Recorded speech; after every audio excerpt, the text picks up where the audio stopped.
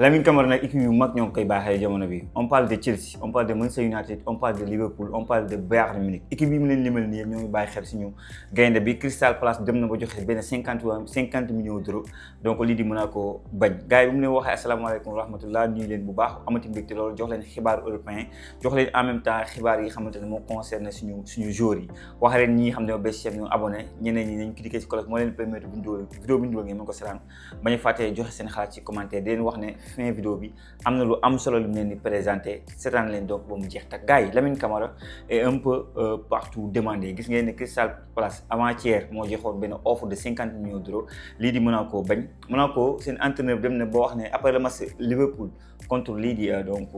Liverpool contre Monaco seen entraîneur dem na ba ne Lamine Camara fait partie des meilleurs milieux terrain du monde et ki ko wax du ko ndaw c'est un ancien latéral donc de l'Atlético de Madrid joué finale Ligue des Champions dem fële Corinthians jël fa ay trophée maanaam seen Copa Libertadores mooy Ligue des Champions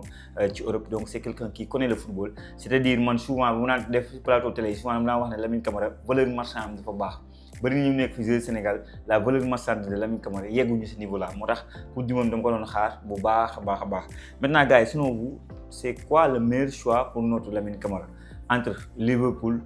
Chelsea donc Manchester United donc ñooñu kam moo si gën a baax maintenant nag Chelsea peut-être que bu ñu jaay benn Enzo Fernandez dinañ laisser la place parce que yéen ñëpp xam ngeen ne Enzo Fernandez actuellement ñi xamante ne ñoo ko bëgg jamono bi c'est Manchester City parce que Maresca connaît bien le profil xamoon na ko bi mu nekkee du côté de Chelsea en tant que coach foofu donc bëgg na am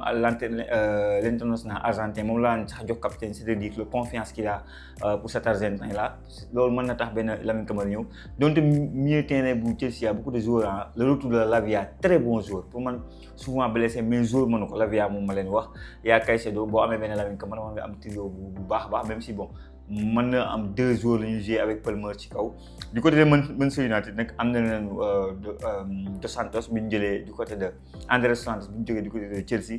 y a Tielemans y a des joueurs là-bas maintenant aussi est-ce que Lamine Camara foofu choix bu baax la donc y a aussi Liverpool bi xamante ne voilà bëgg na gën a yokk seen milieu terrain bu ñu ko taxawal donc c'est des choix yu xamante ne moo ngi fi ak Bayern Munich bi xam ñu koy wax mais Crystal Palace moo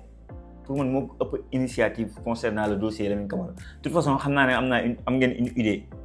de la question ci commentaire yi wax leen ma si seen xalaat ak seen gis-gis boo ñëwee foofu damay parler de Atlético de Madrid bi xamante ne il s'intéresse à notre Nicolas Jackson bii def nag benn prépa bu baax ba maanaam pré-saison bu xamante ne si match amicaux yu ñu ko dugal en tout cas que ça soit au niveau comportement tu joues nga dugg deuxième mi-temps dem si entraîneur bi nga wan ne que am na benn jour boo xam ne ça fait 2 ans yow ndax dopage may ko mujjee muy Mudryk nga bàyyi ko mujjee c'est du point de vue comportement état d'esprit c'est bon signe quoi. On te met dans un nouveau poste presque un poste boo xam ne nga moom nga démarré bi ngeen nekk jeune muy numéro 10 tu réussis à faire des passes fu xamante ne des passes clés tu changes carrément le jeu de andi plus de dynamique dans le jeu de Xabi Alonso ni ñu ko gisee noonu la ko gisee donc Xabi Alonso avant même les matchs de préparation doon wax ne j'ai hâte de travailler avec Nicolas Jackson donc li mu yàkkamti woon liggéey ak Nicolas Jackson je pense que gis na ay preuves de Nicolas Jackson li mu mën et maintenant jamono bii nag Atlético de Madrid xam naa li tax ñu bëgg ko jënd mooy ñoo ngi préparer l'après Alvarez parce que li tax ñuy préparer l'après Alvarez xam ngeen ne waa Barcelone ñoo bëgg Alvarez maintenant Alvarez dem na sax ba bëgg a def ñu koy waxatee boycotter carrément pour mën a jouer au niveau de Barcelone du coup peut-être pour réfléchir à le remplaçant de Alvarez il pense à Atlético de Madrid il pense à Nicolas Jackson pour ñu Atlético de Madrid maintenant Nicolas Jackson par le passé xamoon ngeen ne la meilleure version de Nicolas Jackson c'était sous les ordres de Unai Emery avec Villarreal peut-être loolu moo tax donc le dossier Nicolas Jackson gars yi relancé ko vous me dites ci commentaire yi xam naa ne am ngeen une petite idée de la question de Nicolas Jackson du côté de ñu ngi koy waxati Atlético de Madrid est-ce que ça va être un très bon choix pour lui wax leen ma que ci commentaire yi gars yi réalité doon na joué Real bi mu joué doon nañu 1-0 bii de Brahim Diaz ñu jël coupe bi gën a ngande ci coupe du monde bi gën a diisaay poids pas bi gën a ngande quoi coupe du monde mooy coupe bi gën a ngande ak Ligue des Champions mais si diisaay coupe bi ñu ko téye moo métti quoi mais gars yi ñoo ngi noté la belle performance de Bernardo Silva temps yi passé dafa def quelques actions supporter Real yi kontaan nañu ci réseau yi mais da ngay gis ne yenn ku su mel ni Mourinho n'était pas content parce que nee na joueur bi nekkul woon à 100% mais tey par exemple il a fait un très bon match vous me dites ci commentaire yi ñi xam saan ngeen le match Real Madrid donc bi gagné tey 1-0 vous me dites en commentaire comme non leen juger la performance de Bernardo Silva en tout cas man il m'a épaté sur ce match là et je tenais à vous poser cette question là ci commentaire ngeen wax ma ci seen xalaat. Bon, bu ñu jógee côté Barcelone joxewaat nañ beneen offre encore refusée par Manchester City. Manchester City actuellement il attend 80 millions d'euros pour laisser l'international espagnol Rodri le meilleur joueur de la Coupe du Monde. Donc bëgguñu ko brader. On sait que Rodri nag veut jouer au Barcelone. Barcelone aussi veut Rodri. Même De Jong dem na ba mer. De Jong mer na pour li tax mu mer bokk parce que dafa waroon def opération deful opération dégg naa dafa frustré lii Barcelone la bëgg a jëli ji Rodri. Parce que dafa jàpp ne ñoo bàyyi dañoo war a teg ñi nekk Barça ba mu wér mu ñëwaat jël place de titulaire am donc Barça aussi dafa frustré par rapport à la façon dont De Jong nekk di mu def di doxal ni muy doxalee nii waa Barcelone neexu leen benn yoon donc il y a tout ça là qui fait que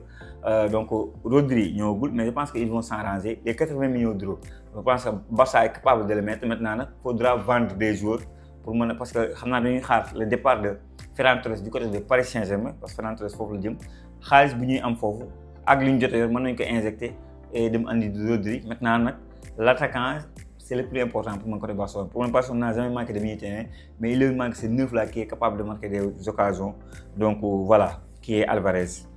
Gars, bu jógee foofu PSG en forme. PSG gagné na Super Coupe 2-1 xam nga donc Kvaratskhelia nag dugal na bii bu rëy. Maintenant bon donte Désiré mu joxe la victoire Kvaratskhelia tey jii nii entraîneur Unai Emery pour moom nee na favori bi Kvaratskhelia la quoi. Kvaratskhelia dama jàpp ne c'est un joueur sous-coté xam nga donc fi mu war a nekk ci football mondial ñuy tuddee Olivier di ko tuddee ay Lamine Yamal di ko tuddee ay gars yu bëri war nañu ko fi mën a tuddee mais malheureusement voilà di ko tudd lu bëri Unai Emery tey proposer le but proposer le match en tant que tel peut-être sur le basé wu ay même la saison dernière mais pour man li koy gàllankoor pour le Ballon d'Or c'est son sélection am la quoi pendant que gars yi yeneen ñi seen sélection def nañ fi dara moom sélection bi n'est même pas qualifié en Coupe du Monde ba pare équipe bu ndaw la en Europe donc c'est difficile de parler de Ballon d'Or gars yi loolu la. daa mu jógee foofu on peut parler de Ismaïla Sarr wax na si côté transfert am nee na ba tey il est sous contrat avec Crystal Palace donc il est un joueur de Crystal Palace peut-être que gars yi xam moo tax àddina même boo waxee wolof gars yi dañ koy traduire day dem si anglais yi maanaam dañ koy traduire ne Ismaïla Sarr taxaw ne il rêve de jouer Manchester United idolam di tax muy teg a set Cristiano Ronaldo moo tax muy teg a set loolu yëpp gars yi dañ leen koy traduire bu ñu ko traduire wax yooyu moo tax question bi day ñëw. Mais Ismaïla Sarr vous n'avez pas de problème sur la question mu daw carrément bàyyi question bi ne leen wax leen ne man moom voilà actuellement je suis sous contrat donc avec Crystal Palace et donc da koy bëgg a respecter en tout cas Isma Ballon d'Or Iso Ballon d'Or gars yi day leen ko def si réseaux sociaux yi si TikTok yi si Instagram yi si YouTube yi day leen commenter loolu la propagande doit continuer d'ici ñuy joxe Ballon d'Or africain bi parce que pour man il le mérite amplement du côté équipe nationale du côté de son club Ismaïla Sarr doit être le Ballon d'Or africain donc voilà donc gars yi jàppale leen ko bu baax. gars yi bu mu jógee foofu j'ai parlé de Dion Lopy bi nga xam ne équipe am doon na 4-1 qualifié en Ligue des Champions parce que ay genre barrage bi ñu joué ce qui est très important ñu am un très bon coach nag le poste qui xam donc 4-1 Dion Lopy il a été titulaire. Donc pour man équipe bu baax la nekk y a de bons joueurs et tout donc gis naa ni ñu ko acquis saa na benn vidéo sax ñu koy toon ci avion bi noonu xam muy ruube en tout cas il dafa adapté wu carrément et l'entraîneur déjà compte sur Dion Lopy et c'est bon signe pour continuité parce que le championnat si je me trompe pas c'est dans 3 jours hein. C'est un championnat boo xam ne man moom en tout cas moi je regarde souvent les Al Nassr laay seetaan la plus temps wala Al Nassr day Etihad match yu mag yooyu noonu souvent mu si tombé dinaa ko xool bu baax a baax donc on verra Dion Lopy lan lay def foofu on va continuer sur ça. Gars yi je vais parler de quoi encore que j'ai pas oublié la football féminin bi foog ma tooñ waa Maroc dañu leen jouer seen demi-finale parce que toogloo nañ ñu 0-0 lañ def ak ñoom ñuy kontaan di jubilé nekk ci stade bi tey Cameroun moo leen toogloo tiro bi seen dëkk ñoom ñoo ko organisé football féminin bi du coup ñoom toog nañ loolu je tenais à ñaawal leen tuuti par rapport à ça je pense que j'ai dit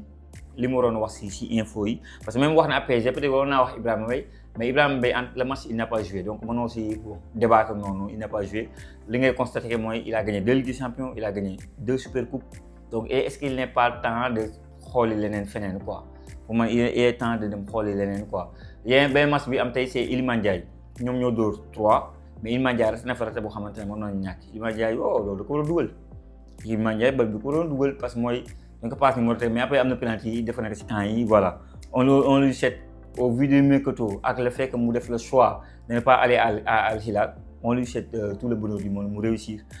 donc si beneen équipe bu ëpp Everton. gars yi nag tey dama présenté benn académie ñuy wax académie donc Rise Football ki créé mu tudd Mamadou Mendy boo leen fàtte ay at ci ginnaaw je dirais bokk na si samay première vidéo mu nekk Monténégro ma defaloon ko benn vidéo découverte ça avait percé en 60 000 vidéos defoon au temps ça veut dire que loolu yàgg na du coup nag moom jóge na Monténégro il a réussi dem na ba nekk première division Turquie di dee ay Galatasaray Fenerbahçe mu am benn initiative bu rafet mu xool jaar-jaaram xam ne y'a joueurs yi nekk fi mu dëkk si gox bi mu dëkk ak feneen si Sénégal dañu am ay opportunité yi xam ne moom ñàkk na ko nag mu ne pourquoi pas man ma dimbali sama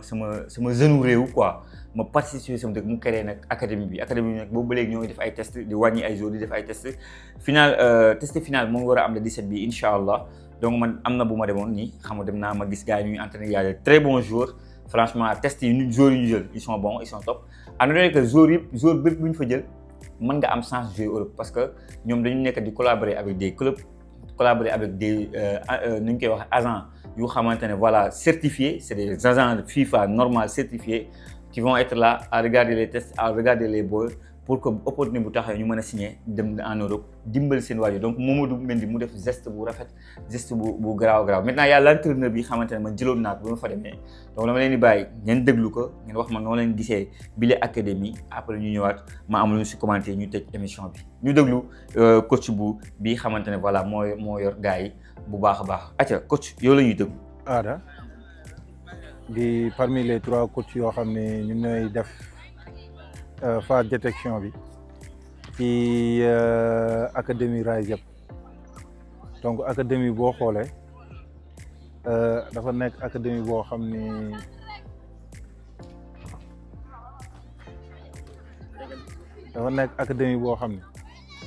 dañ ko implanté fii donc du mu ni Guédiawaye mais ci territoire Sénégal bi yëpp parce que joueurs yi ñu am souvent mooy nekk ay joueurs yoo xam ne dañuy jugee ci dans des environs différents am na ñuy jugee Thiès am na ñuy jugee Mbour fu nekk ba ci am na ay joueurs yoo xam ne sax dañuy jugee Gambie kon mën nañ ni académie bi donc niveau international la moo am benn joueur boo xam ni moom moo am initiative bi installé ko ñu gën ko xam ci Mamadou Mendy donc c'est un international du jouer nekk Turquie dëkk Guédiawaye am benn jeunesse boo xam ni moom moo ko motiver moom moo ko inspiré avant muy nekk professionnel mu ni bu nekkee professionnel day créer lii donc looloo indi Rise bi ñu nekk ci phase détection bi di xool quels sont les joueurs lan la ñu war a mën a jël pour dugal leen ci biir cadre bi joueurs yooyu ñuy jël on va les préparer psychologiquement on va les préparer mentalement physiquement tactiquement dugal leen ci benn structure ci benn environnement boo xam ni après buñ génnee dinañ mën a nekk ay produits finis après ñu mën leen a propulser à l'extérieur loolu mooy objectif bi. donc ambition yi xamante ne am ngeen après boo leen demee ba def phase finale ba jël joueurs yi ñu war a jël parce que boobu gis naa ne am na joueurs yi ñu jël si liste bi ci nekkoon sànq ni maanaam joueurs yi doon football boo leen xasee ba am joueurs yi ba détecté ba lépp carte yi leer après lan mooy nekk ambition bi. léegi deuxième phase bi la première phase c'est la phase détection mooy li ñu doon def li ñu fekk ñu def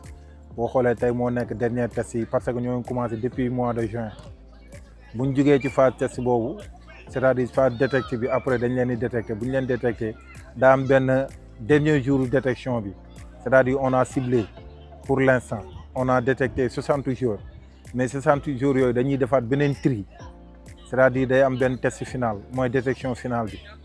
détection finale boobu bu ñu koy def incha allah borom dina ko fekkee c'est-à-dire ki ma la wax moom mooy propriétaire bi moom dina ko fekkee peut-être avec ses amis ñu xoolaale